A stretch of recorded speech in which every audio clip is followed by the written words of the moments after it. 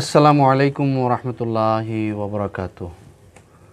সুপ্রিয় দর্শকবৃন্দ, দেশ বিদেশ থেকে যারা আপনাদের জনপ্রিয় অনুষ্ঠান হেরার জ্যোতি বাংলা টিভি চ্যানেল কর্তৃক প্রচারিত, যারা প্রতি বৃহস্পতিবার আমাদের অনুষ্ঠান দেখেন, সবাইকে জানাই আন্তরিক মোবারকবাদ। আশা করি আপনারা সবাই ভালো আছেন, ভালো থাকুন, সুস্থ থাকুন, এটাই কামনা করছি। দর্শকবৃন্দ, আমরা অন্যান্য দিনের মতো আজকেও নতুন একটি বিষয় নিয়ে আপনাদের সামনে হাজির হয়েছি। বিষয়টি হচ্ছে ইসলামের দৃষ্টিতে বৃক্ষরোপণ। নিশ্চয় আপনারা জানেন 16 তারিখে আমাদের মাননীয় প্রধানমন্ত্রী বৃক্ষরোপণ উদ্বোধন করেছেন এবং পহেলা আষাঢ় থেকে শুরু করে 3 মাস ব্যাপী এই বৃক্ষরোপণ চলবে পুরা বাংলাদেশে। এই মরশুমটি হচ্ছে বৃক্ষরোপণের মরশুম। তাই ইসলামের দৃষ্টিতে বৃক্ষরোপণ অত্যন্ত গুরুত্বপূর্ণ বিষয়। ইসলাম পরিপূর্ণ জীবনবিধান হিসেবে ইসলামে বৃক্ষরোপণের অনেক গুরুত্ব রয়েছে। এ বিষয়ে আলোচনা পেশ করার জন্য আপনাদের সামনে আমাদের স্টুডিওতে আলোচনা করার জন্য আমন্ত্রণ জানিয়েছি বিশিষ্ট আলেমে দ্বীন হযরত মাওলানা মনজুরে মওলা, প্রিন্সিপাল, দারুল আজহার মডেল মাদ্রাসা, সিলেট। হযরত ভালো আছেন? আসসালামু আলাইকুম রাহমাতুল্লাহ। ওয়ালাইকুম আসসালাম ওয়া রাহমাতুল্লাহ। আপনি ভালো আছেন? আলহামদুলিল্লাহ ভালো আছি। আপনি তো আশা করি ভালো আছেন? জি আলহামদুলিল্লাহ ভালো আছি। তো আজকে যে বিষয়ে নিয়ে আলোচনা আমরা করতে চাই, আপনার কাছে আপনার আলোচনা শুনতে চাই, সে বিষয়টি হচ্ছে ইসলামের দৃষ্টিতে বৃক্ষরোপণ। জি, বৃক্ষরোপণ এ বিষয়ে আপনি কিছু কথা আসলে আজকের এই অনুষ্ঠানটি এবং টপিকটি খুবই সময় উপযোগী। জি আমাদের দেশের আবহাওয়ার যে ন্যাচারাল যে সাইকেল, সেই সাইকেল হিসাবেও এখন সময়টা হচ্ছে বৃক্ষরোপণের সময়।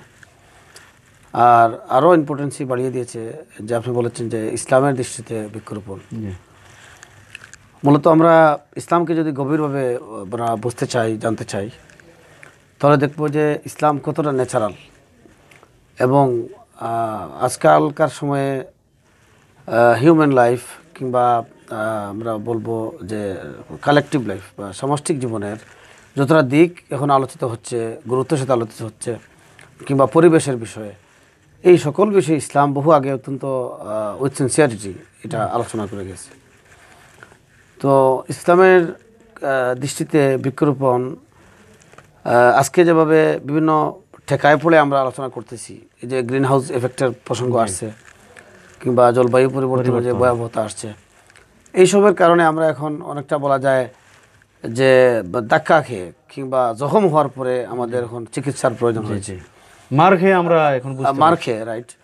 তো অথচ ইসলাম, আমরা অবাক হব এবং সারপ্রাইজ হব যে যদি আমরা খুব সময় নিয়ে স্টাডি করি ইসলামকে, যে ইসলাম কতটুকু সচেতনতার সাথে এই বিষয়গুলো আগে থেকে দেখেছে।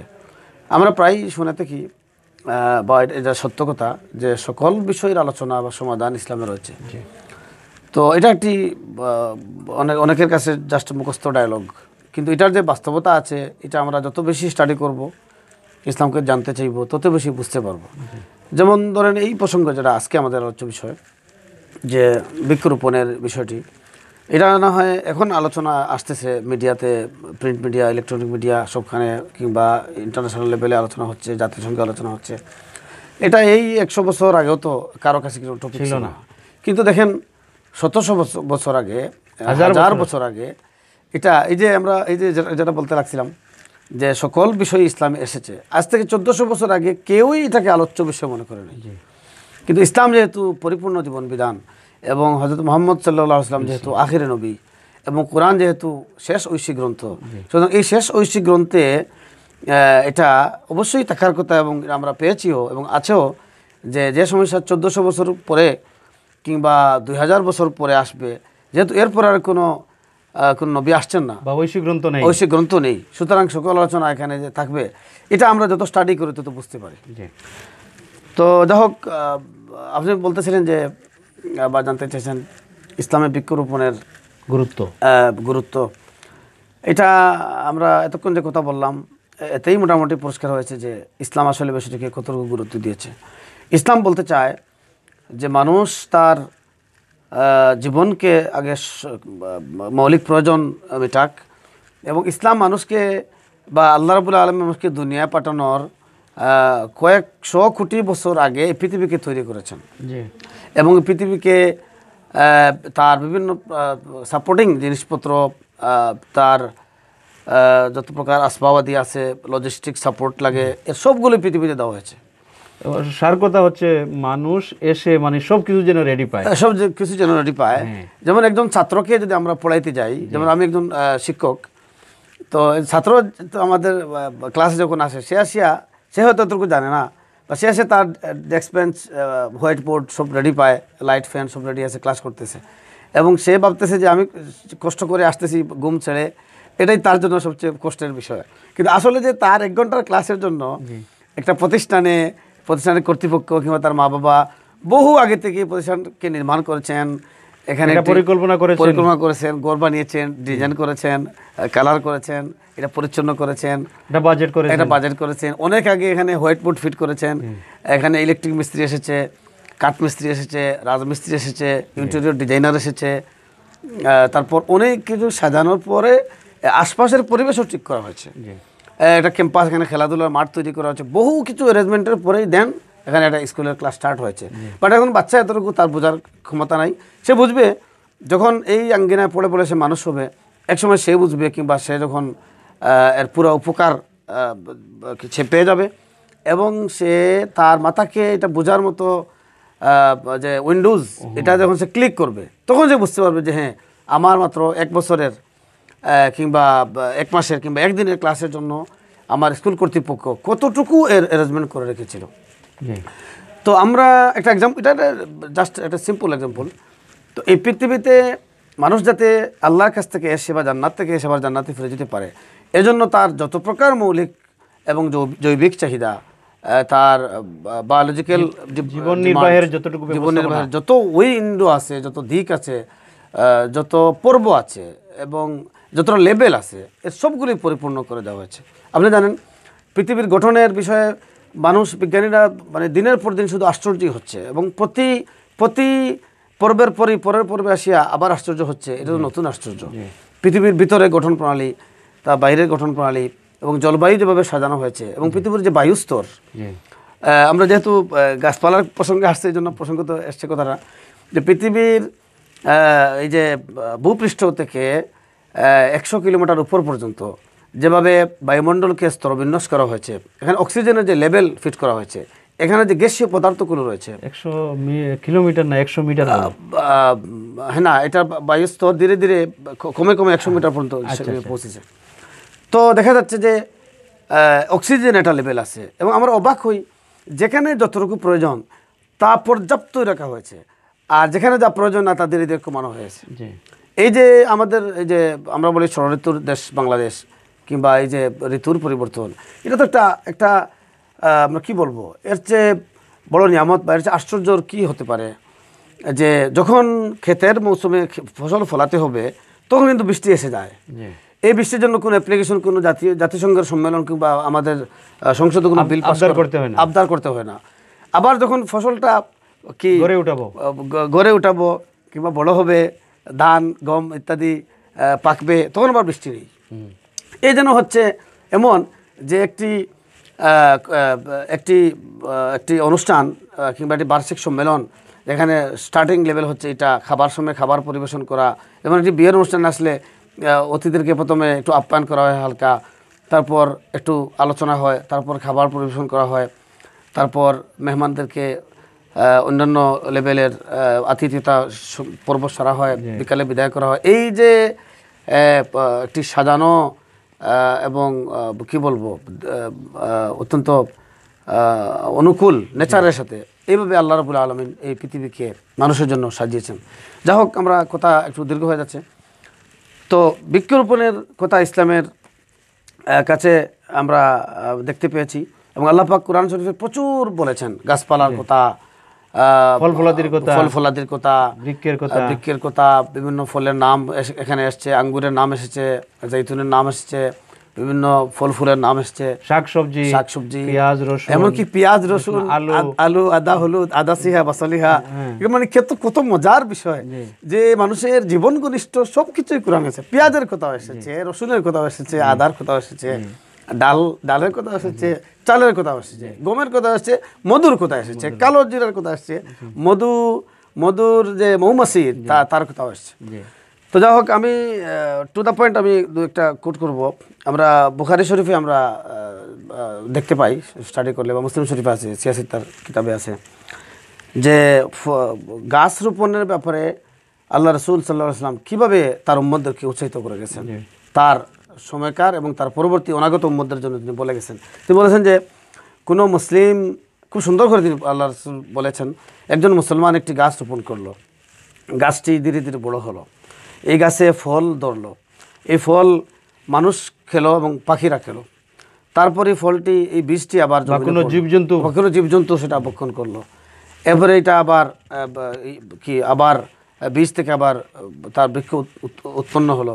টোটাল যে সাইকেল আমাদের নবী সাল্লাল্লাহু আলাইহি ওয়াসাল্লাম এত সুন্দর করে উচ্চারিত করে গেছেন যে এটা তোমার একটি সদকা, এটি সদকার সমান, একটি সদকায় দাঁড়িয়া।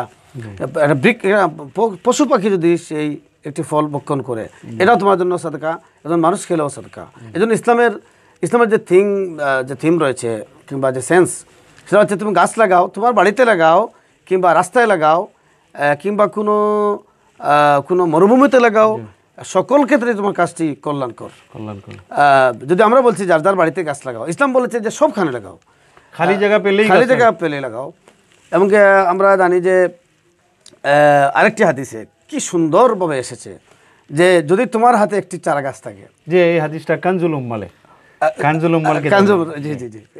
কিতাবে আছে, যে তোমার হাতে যদি একটি গাছের চারা থাকে আর তুমি দেখতে পাও ইসরাফিলের পৃথিবীর শেষ দিবস এসে গেছে এবং ইসরাফিলের কিয়ামতের মহানিনাদ তখন বেজে উঠেছে, তো তুমি তখনও যে কাজটা করবে সেই গাছটি সাথে সাথে রোপণ করে দাও, এটাও তোমার জন্য একটি সদকার সমান হবে।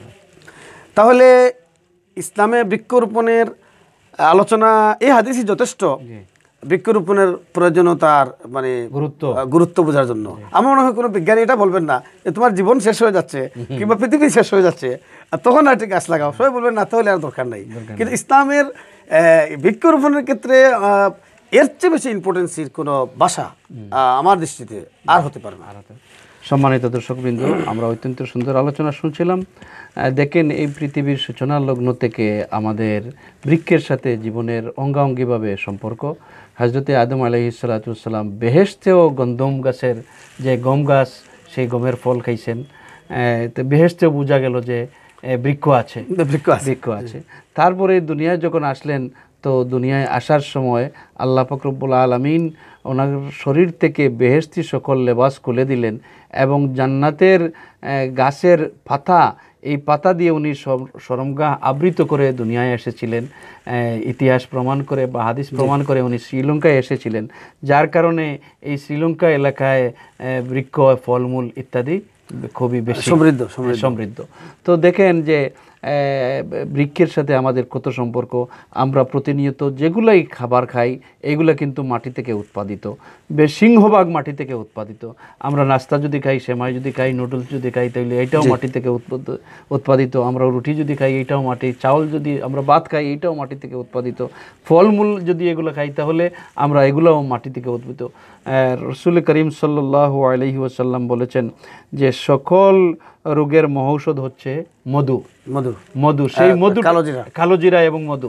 এবং মধু নামে তো কোরআন মজিদে একটা সূরাই আছে, সূরাতুন নাহল। জি, তাইলে কালোজিরা, যে এই কালোজিরাকে বলা হচ্ছে যে সকল রোগের মহৌষধ, একমাত্র মৃত্যু পরে। তাহলে এই যে উৎপাদিত, জমিন থেকে উৎপাদিত যে সম্পদগুলা বা যে ফলমূলাদি যেগুলা, এগুলা কিন্তু আমাদের জন্য। আমরা এক সময় তো ছিল আমাদের ঔষধপাতির ব্যবস্থা ছিল এই বনাজি ঔষধ। বর্তমান বিশ্বেও আছে যে হোমিওপ্যাথিক, অ্যালোপ্যাথিক এবং বনাজি ঔষধ।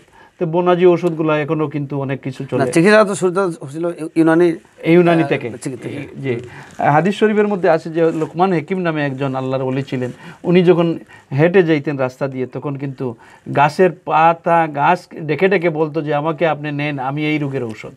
হ্যাঁ, তখন উনি কিন্তু শুরু করেছিলেন, যার কথা কোরআন মজিদের মধ্যে বহুবার এসেছে এবং একটা সূরাও এসেছে, জি, সূরা একটা লোকমান। সূরাতুল লোকমান। জি। যাই হোক, সম্মানিত দর্শকবৃন্দ, আমরা এখন আপনার কাছ থেকে জানতে চাইব যে বৃক্ষরোপণ না করলে আমাদের সমাজে এবং আমাদের পরিবেশে কি পর্যন্ত বিপর্যয় আসতে পারে, সেই বিষয়গুলো নিয়ে একটু আলোচনা করুন। আসলে আরেকটি গুরুত্বপূর্ণ দিক আপনি সামনে নিয়ে এসেছেন। জি।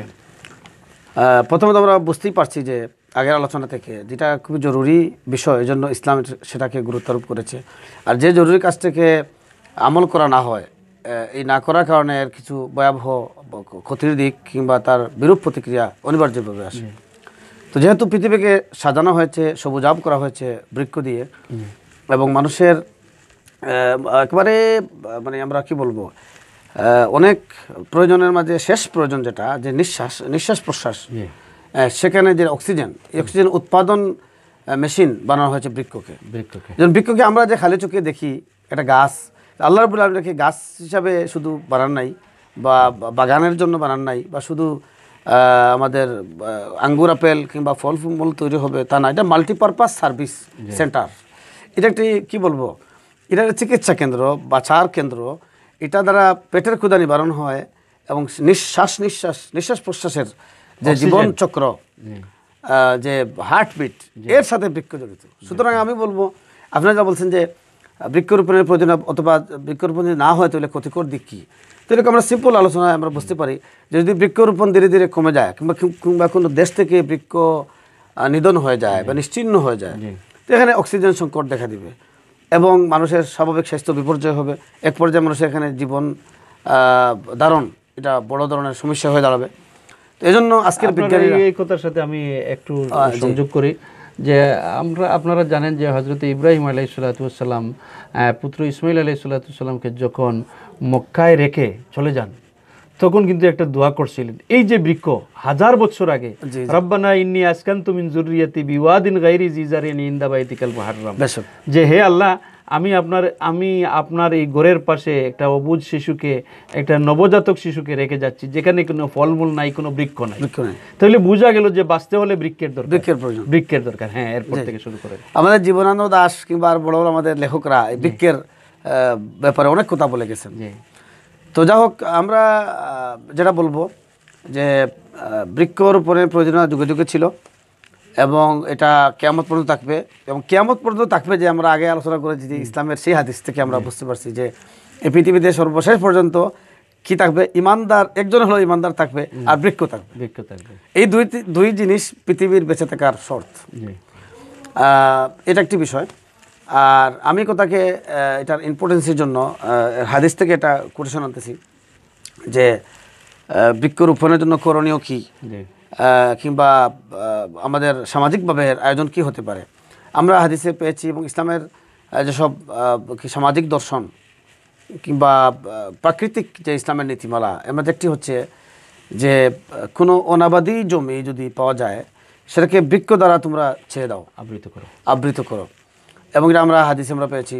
ওমর রাদিয়াল্লাহু আনহু তার শাসনকালের একটি বিধি ছিল, একটা প্রজ্ঞাপন ছিল যে যেখানেই অনাবাদি জমি থাকবে সেখানে গাছপালা এবং কি চাষাবাদ করতে হবে, বেকার জমি রাখা যাবে না। এতে এই যে আমরা যে আলোচনা এতক্ষণ করলাম বৃক্ষরোপণের বিষয়টা, সেখানে এটা উৎসাহিত করার জন্য। এবং কি আমরা জেনে কি বলবো, আমরা অবাক হব যে এই দেখেন যে কিভাবে প্রণোদনা দেওয়া হতো, কিভাবে সবাইকে উৎসাহিত করা হতো। যে বলা হয়েছে সেখানে সরকারের তার নীতিমালা ছিল যে কোনো ব্যক্তি যদি কোনো অনাবাদি জমি চাষ করেন সফলভাবে এবং তিনি সেটা কাজ হক আদায় করতে পারেন, তাহলে জমির মালিকানা রাষ্ট্রের পক্ষ থেকে তার নামে লিখে দেওয়া হবে। তো তার মানে হচ্ছে যে এটা একটি বড় আমল। এবং যদি কেউ তার রবের প্রতি শুকরিয়া আদায় হিসাবে এটা করে থাকে এবং ইসলামের বিধি এবং নীতিমালা বা আমল হিসাবে সেই নিয়ত করে থাকে, তো সে গাছ লাগাবে, ফল খাবে, সওয়াব পাবে এবং সদকা জারিয়া পাবে। তো আজকে আমরা যারা বলবো যে আমাদের সকল অঙ্গন থেকে আলোচনা আরও জোরদার হওয়া উচিত।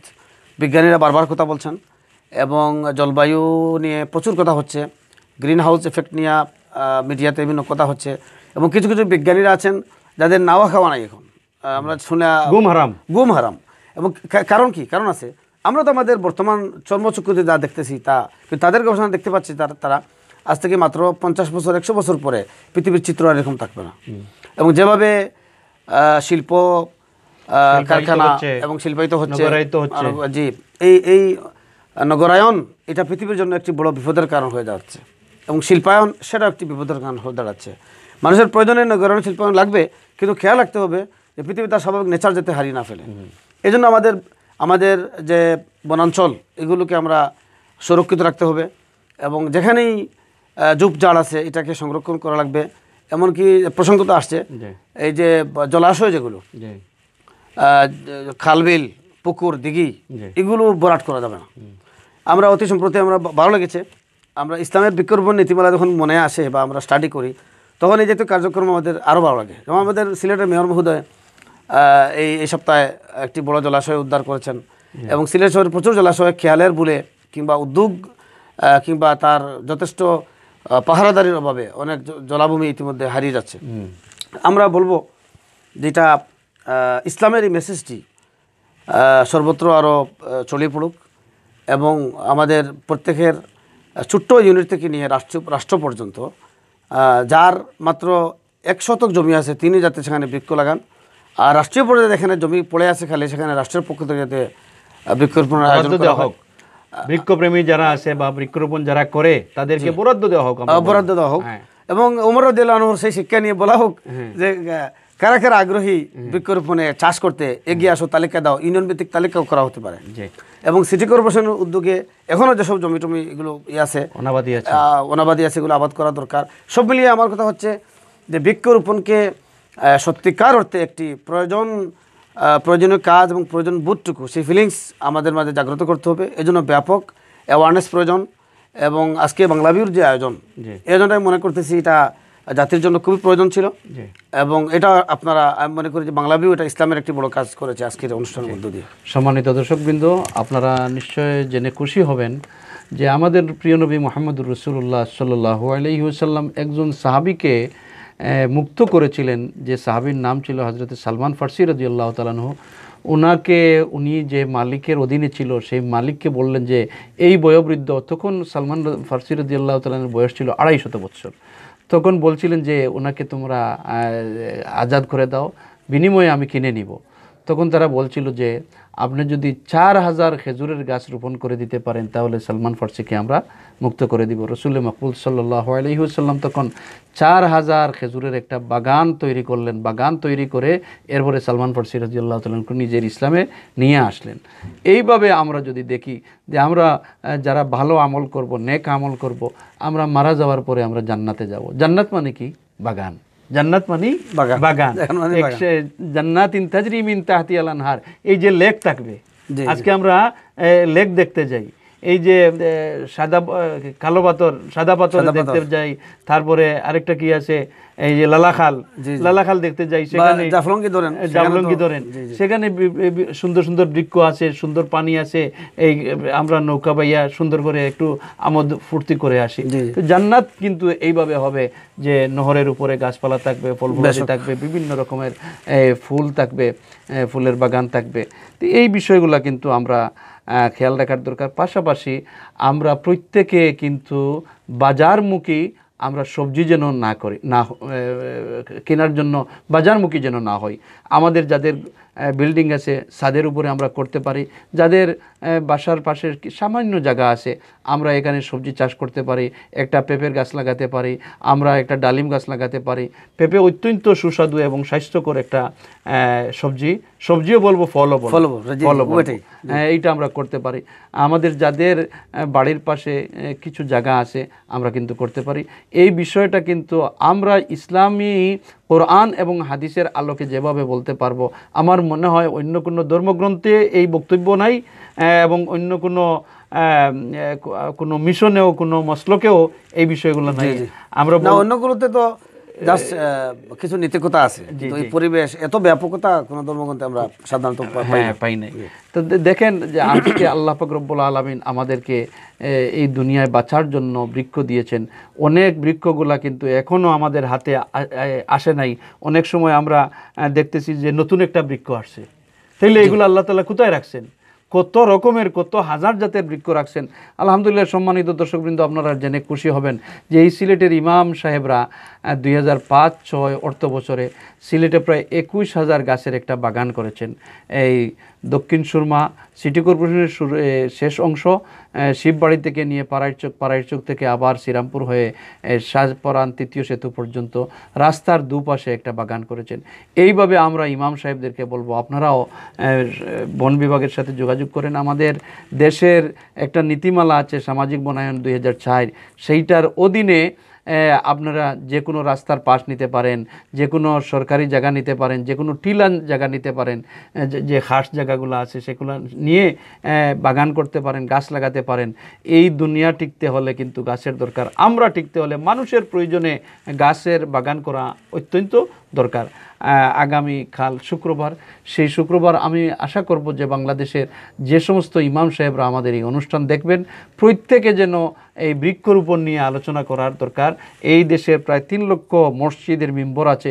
এই মেম্বর থেকে যদি এই মেসেজগুলা আমাদের সমাজের মানুষের কাছে, ধর্মপ্রাণ মানুষের কাছে যদি আমরা পৌঁছে দিতে পারি, তাহলে খুব সহজেই আমাদের এই সবুজ শ্যামল দেশে আরও সবুজ শ্যামল মাঠ হবে, চা বাগানের যেভাবে দৃশ্যটা হবে, এইভাবে আমরা দৃশ্যটা আছে, এইভাবে আমরা কিন্তু আমাদের বাড়ির আঙ্গিনাকেও করতে পারি। আমাদের দেশের একটা সরকারের একটা প্ল্যান আছে, একটি বাড়ি একটি খামার।